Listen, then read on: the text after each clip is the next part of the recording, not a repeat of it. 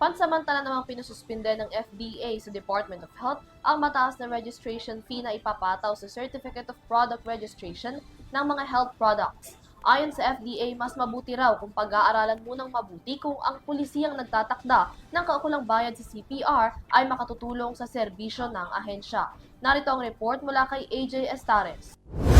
Hinimok ng Food and Drug Administration o FDA ang Department of Health o DOH na pansamantalang isuspende ang Department Order No. 2024-016 na nagpapataw ng mas mataas na bayarin para sa Facility Registration at Certificates of Product Registration o CPR ng mga health products.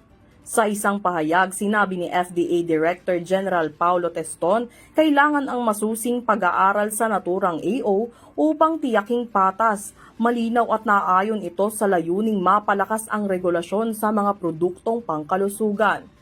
Sakaling tanggapin ng DOH, sa pangunguna ni Health Secretary Teodoro Herbosa ang naturang suspensyon, tatagal ito ng 60 araw, depende pa kung gaano ito katagal ipatupad ng DOH.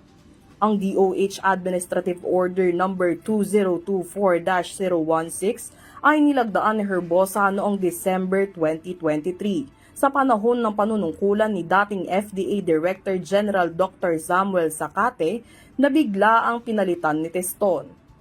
Sa ilalim ng kautusan, tumaas ang regulatory fees para sa License to Operate o LTO ng mga establishmentong FDA-regulated gaya ng mga butika, distributor ng mga gamot, gayon din ang mga Certification of Product Registration para sa pagkain, gamot at medical devices tulad ng bakuna.